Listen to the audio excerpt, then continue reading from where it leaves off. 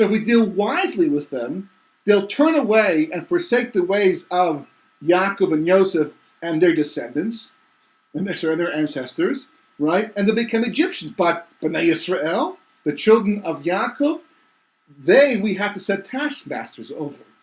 And that's why Yaakov comes down to Mitzrayim at the age of 130 years of age. Because Yaakov's coming down specifically to Metakin, to rectify these souls that were created in the 130 years that Adam had separated from his wife. It's all tied together. Yosef and then Yaakov. And that's also why it turns out that Moshe Rabbeinu, right, is born to Yocheved when she's 130 years old. Because Moshe comes also to rectify these souls. He's the hemshech, he's the continuation to bring about the rectification of these souls, because history depends, as the Gemara Chagiga points out, depends upon the rectification of these souls all through history. The worst will get destroyed, but the least of the Erev Rav souls can be rectified. And Moshe knows this, and Moshe is born to accomplish this.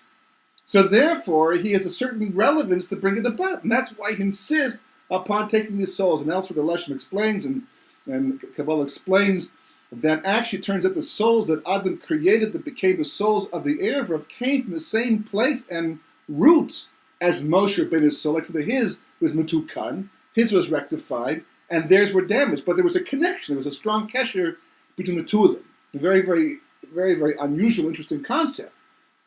But that's what happens to a soul that becomes damaged. So, Moshe insists upon taking this neshamas out of Mitzrayim.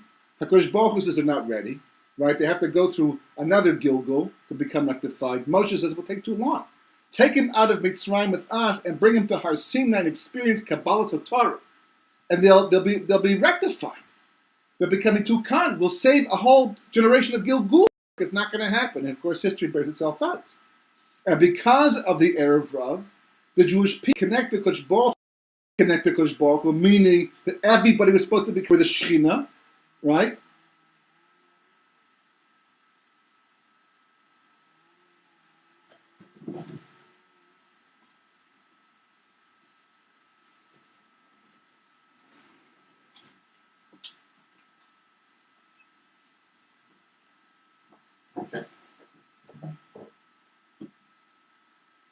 That everybody's supposed to become a Mishkan for the Shechina. Everyone is supposed to become a Shechina. We weren't meant to have a physical building in which to serve Kodesh Baruch Hu, that every own tabernacle, so to speak. When the Jewish people participated, or at least did not prevent the Egel Zahav, the golden calf, from being created. So Kodesh Baruch Hu said, if you need something physical to serve me, to relate to me, to connect to me, because that's just too abstract a concept coming from Mitzrayim at this stage of history, so build the Mishkan. And here's how you do it.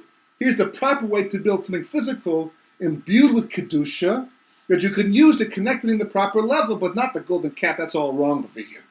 The Erev Rav instigated the golden calf. So Mishkan comes as the refuah. It's the refuah before the Makkah. That's why it's put in the Chumash in advance of the golden calf. It's in Parashas Truma, Parashat Tetzaveh, in advance of Parashat Kisisa, when the golden calf is created, even though historically it's just the opposite, because the Mishkan comes as the refuah for the Makkah, right? The Makkah is the golden calf, it's the illness and the trouble and the suffering, and the Mishkan is to rectify all of that. So in a sense, Moshe Rabbeinu is responsible for the Mishkan because of the fact that he allowed or pushed the point to bring the Erev Rav out to rectify them. That led to the golden calf, which eventually led to the creation of the Mishkan. So the Mishkan really is the result of Moshe Rabbeinu's decision. So the Rizal points out that's what's going on over here. That's why if you look, it says, right, that the first one was Makriv. On the first day, Nachshon ben Aminadav, it was Makriv, Karas Kesef Achat Shloshim Ameya, right? One plate equal to 130, to allude to the fact that this is to rectify those souls that were created during the 130 years of Adam's Tikkun and all this Gilgulim all through history, right? And what does it say next as a result? The word Mishkala. What's the word Mishkala? The word Mishkala means its weight. But the letters Mishkala can be rearranged to spell Moshe Kuf Lamed. Moshe 130. Meaning what? Again, to allude to the fact that the Mishkan was the result of Moshe Rabbeinu deciding to take the Erev Rav out of Mitzrayim, and therefore comes the tikkun for all of that. So here is a phenomenal example of a seemingly very mundane section of Torah, very technical, with very little insight. And not just that, it it's itself. Ki'ilu, there's nothing new to learn. And it goes on for psukim after psukim.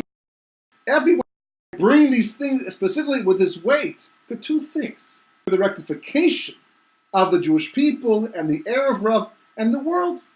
It's all part of this ongoing process of rectifying the Naso. Second of all, coming to teach us that hopefully so in advance of Har Sinai, of Kabbalas Torah in this week's parshah, this week period, right? This week is the Chag Shavuos, right?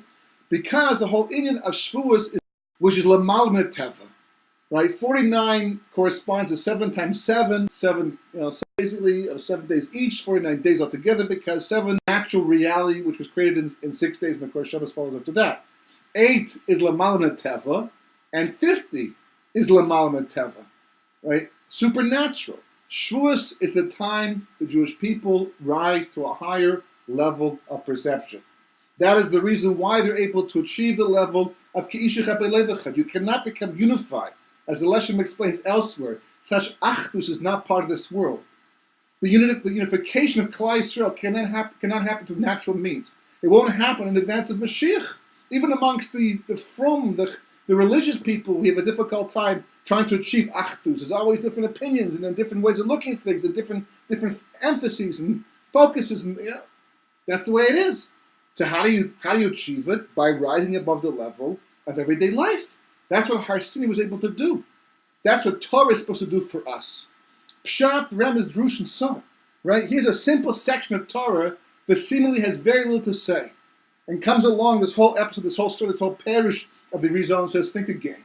Look deeper. Go much deeper. You can't live on the surface. Not on the surface of Torah and not on the surface of history.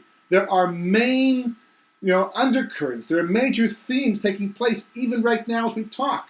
That if you overlook them, you miss the story. As we said before in the past, Yeshua's Hashem Kerafai. The redemption of HaKadosh Baruch Hu is like the winking of an eye, the blinking of an eye. But that's only for the person who's not prepared for it. For the person who's daydreaming. For the person who's caught up in everyday life and not paying attention to the simanim, the signs, min hashamayim, of what's going on historically.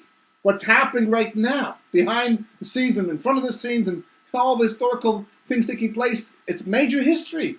It's fulfillment of prophecies. We just take things in stride. You can't do that. If you do that, says the Gemara, Yerushalmi, and Shemitah, you're going to be surprised. It'll be like a big noise and will shock you. But if you're looking for it, and you prepare yourself for it, and you live with the reality of it, it won't catch you by surprise. You'll be able to say, here comes the Gula. I'm ready. It might be a little bit nerve-wracking, a little bit scary here and there, but I'm ready. I'm prepared. I have bitachon amunah. I've worked on myself and my family and my world around me because I know this is what God expects from me. This is what history is all about. With the rise above the everyday world of mundane nature and live in the world Lamal Min Teva. That's the invitation for this week's Parsha, and that, of course, is the basis and understanding of Chag Shavuos. We have a good Yontif, a Chag Sameach, Mr. Hashem, which be Zeicha to a Kabbalas Torah on all levels possible and for every individual Jew.